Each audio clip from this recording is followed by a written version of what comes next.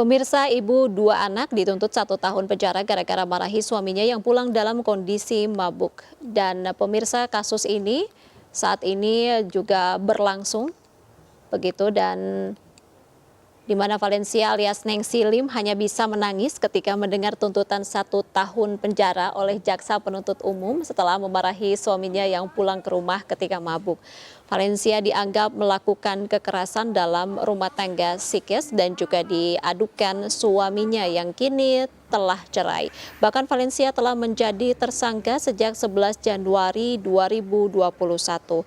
Tuntutan ini dinilai melanggar arahan Jaksa Agung, diantaranya pedoman tentang akses keadilan bagi perempuan dan anak dalam perkara pidana. Sementara kuasa hukum mantan suami terdakwa membantah kliennya sering mabuk-mabukan.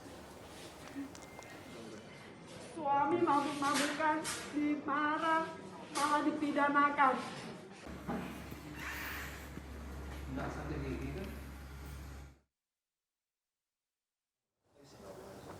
Pemirsa, kinerja jaksa disorot terkait kasus istri yang dituntut 1 tahun penjara berkaitan dengan kasus memarahi suaminya. Begitu, melalui sambungan Zoom kita akan membahasnya bersama dengan Bapak Barita Simanjuntak, Ketua Komisi Kejaksaan RI. Selamat sore Pak Barita. Selamat sore Mbak Irma, Assalamualaikum warahmatullahi wabarakatuh. Waalaikumsalam warahmatullahi wabarakatuh. Pak Barita, ini menarik sekali sebenarnya, ini urusan rumah tangga begitu. Sebagai lembaga independen, bagaimana sebenarnya Anda melihat kasus Ibu Valencia yang dituntut 1 tahun penjara berkaitan dengan kasus memarahi suaminya atau KDRT psikis?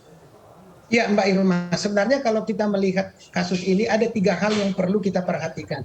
Pertama, secara umum ya, tentunya kasus ini adalah kasus yang bermula dari adanya saling lapor ini ya antara Ibu Valencia dan suaminya.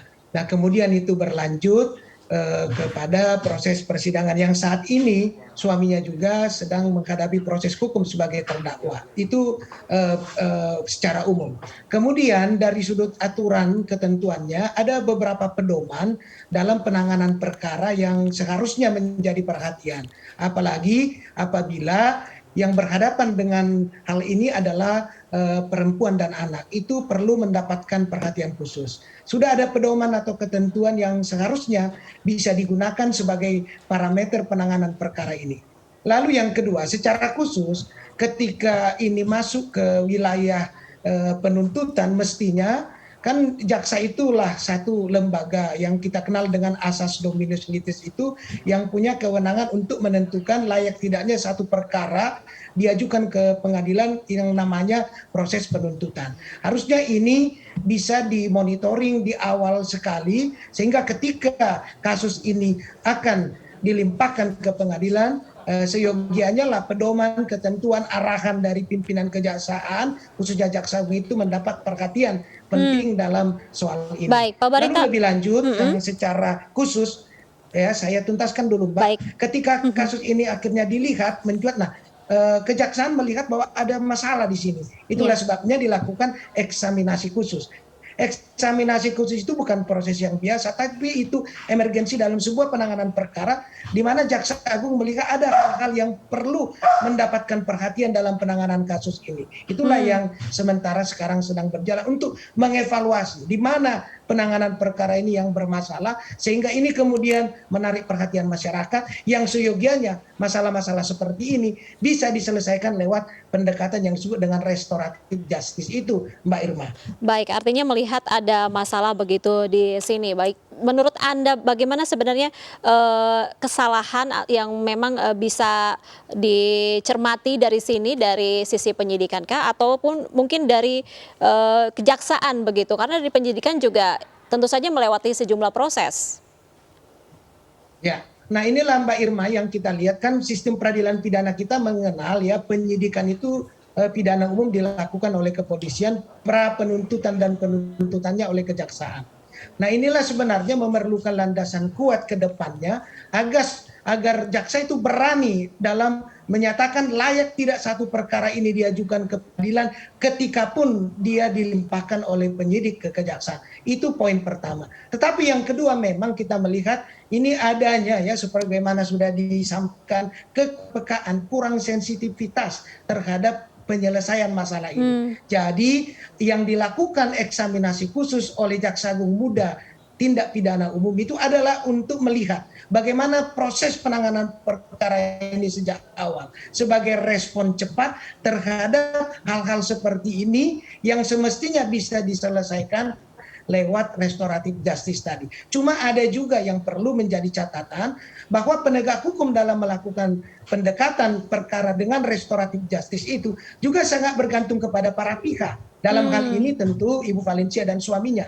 Apakah mereka bersedia untuk berdamai? Sehingga itu juga menjadi bagian penting tanpa tetapi kan masalahnya sekarang adalah ini adalah Ibu Valencia yang berhadapan dengan hukum yang harusnya bisa dilihat dengan pendekatan yang lebih objektif, lebih clear sehingga masalah-masalah seperti ini seyogianya dapat diselesaikan dengan penyelesaian restoratif tadi dengan berbagai kendala. Nah, inilah yang menurut kami akan kita lihat nanti dari hasil eksaminasi khusus itu. Ya, tetapi baik. langkah pertama Mbak Irma kan sudah dikendalikan penanganan perkara ini oleh Jaksa Agung Muda Tindak Pidana Umum. Jadi proses jalannya perkara ini sepenuhnya sekarang berada di bawah kendali Jampido yang merupakan aparat dari Jaksa Agung untuk memastikan proses penanganan perkaranya ke depan berjalan dengan benar dan sesuai ketentuan yang harus diikuti dalam sistem peradilan pidana kita, Mbak Irma. Baik, Pak Barita tadi juga sempat membahas mengenai hasil dari eksaminasi Kejagung gitu. Ada beberapa temuan, tapi terkait temuan-temuan tersebut tentu ada kesalahan-kesalahan yang memang harus diperbaiki. Dengan adanya temuan tersebut, apakah kasus ini bisa mungkin diselesaikan tidak sampai ke tahap vonis begitu? Ya begini Mbak Irma, itu kan eksaminasi khusus yang dilakukan itu kita sedang menunggu hasilnya yang rencananya hari Senin itu akan diserahkan kepada Jaksa Agung Muda Pengawasan sebab secara teknis penanganan perkara ini harus dilihat yang namanya eksaminasi khusus itu. Barulah selanjutnya sesudah diserahkan ke Jaksa Agung Muda Pengawasan itu akan dilakukan pemeriksaan fungsional. Apakah pelanggaran kode etik, pelanggaran SOP, perbuatan tercela atau pelanggaran disiplin itu yang muaranya adalah penjatuhan hukuman disiplin bila memang terbukti ada pelanggaran. Nah, selanjutnya karena proses penuntutan sudah dibacakan yang minggu lalu, nah kita kan sudah mendengarkan, kemudian ada dalam hukum acara kita pledoi. Nah, sesudah pledoi itu sebenarnya ada tanggapan dari penuntut umum as pledoi ya, yang disebut dengan replik yang di dalam pasal 182 Kitab Undang-Undang Hukum Acara Pidana itu dimungkinkan untuk diberikan tanggapan oleh jaksa penuntut umum terhadap pledoi yang disampaikan oleh terdakwa. Nah, disinilah saya kira akan menjadi bagian dari eksaminasi yang dilakukan. Bagaimana selanjutnya perkembangan masalah ini bisa melihat sisi-sisi yang dialami oleh Ibu Valencia sehingga penyelesaian perkaranya itu karena sudah ada di pengadilan tentunya akan berdampak pada apa yang akan berlaku selanjutnya yang disebut dengan tuntutan putusan hakim tadi. Artinya Pak Barita ketika memang sudah masuk pengadilan maka tidak ada pilihan lain, artinya kasus ini harus berjalan begitu ya?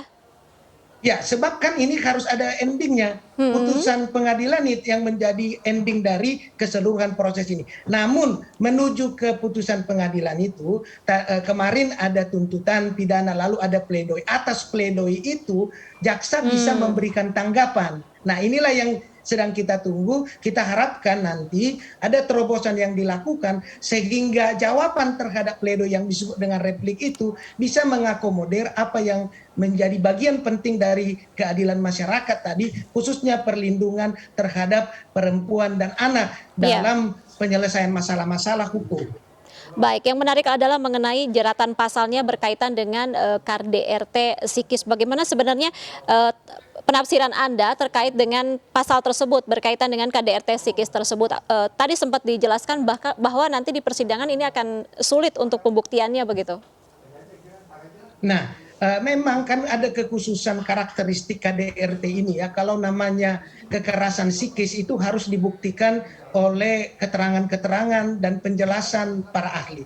Dan karena secara teknis ini bagian dari eksaminasi Mbak Irma, saya tentu tidak bisa menyampaikan itu karena itu adanya di ranah persidangan. Tetapi yang perlu kita pastikan adalah bahwa argumentasi atau penjelasan para ahli, termasuk psikolog, termasuk yang diakui keahliannya untuk menentukan ada tidaknya kekerasan psikis sebagaimana yang menjadi pokok dari persoalan ini, itu bisa dibuktikan, bisa disampaikan dalam proses persidangan. Kita yakin bahwa itu kalau sampai pada yang disebut dengan kekerasan psikis itu harus ada. Tidak bisa kekerasan psikis itu hanya berdasarkan pengakuan saya. Tetapi itu pasti dalam sistem yang kita lihat sekarang, dalam prosedur penanganannya perlu ada keterangan para ahli yang berkompeten untuk menentukan kekerasan psikis tadi.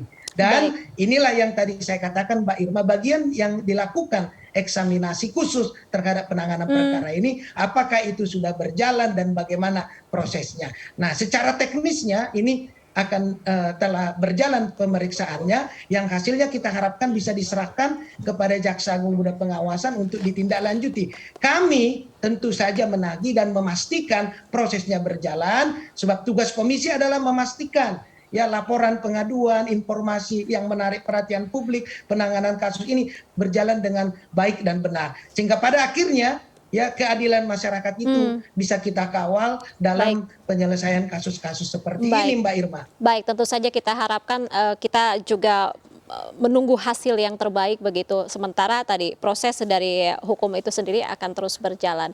Terima kasih Bapak Barita Simanjuntak, Ketua Komisi Kejaksaan RI telah bergabung bersama kami dan berbagi informasi. Selamat sore dan salam sehat selalu. Assalamualaikum Pak.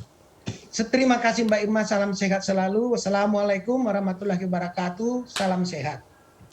Baik pemirsa, selanjutnya kasus istri memarahi suami yang berujung tuntutan 1 tahun penjara untuk istri di Karawang, Jawa Barat berbuntut panjang. Kejaksaan Agung mengambil alih penanganan perkara dan memeriksa para jaksa yang sebelumnya menangani kasus dugaan KDRT ini.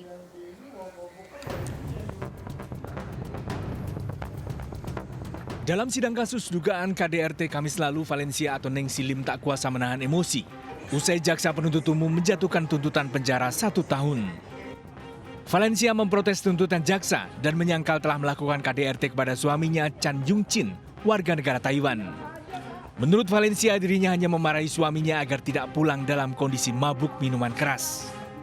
Suami mabuk-mabukan, dimarah, malah dipidanakan. Ini perlu ibu-ibu se-Indonesia biar tahu. Tidak boleh marah suami kalau suaminya pulang mabuk-mabukan. Harus duduk manis, nyambut dengan baik. Penanganan kasus dugaan KDRT ini pun berbuntut panjang. Kejaksaan Agung turun tangan untuk melakukan eksaminasi khusus penanganan perkara kasus ini.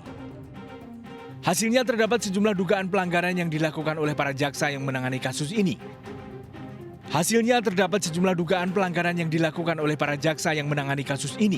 Sehingga penanganan kasus ini pun diambil alih langsung oleh Kejaksaan Agung. Penanganan perkara terdakwa Valencia alias Nengsi Lim dan juga terdakwa Chan Yung Chin akan dikendalikan langsung oleh Jaksa Agung Muda Tindak Pidana Umum. Para jaksa yang menangani perkara ini akan dilakukan pemeriksaan fungsional oleh Jaksa Agung Muda Bidang Pengawasan. Selain itu, Asisten Tindak Pidana Khusus Kejaksaan Tinggi Jawa Barat ditarik ke Kejagung untuk memudahkan pemeriksaan. Sementara itu di tempat terpisah, pihak Chan Yung Chin membantah sering pulang dalam kondisi mabuk. Pihaknya juga telah beberapa kali mengajukan mediasi untuk menyelesaikan permasalahan. Dari Karawang, Jawa Barat, Muhammad Farudin, iNews melaporkan.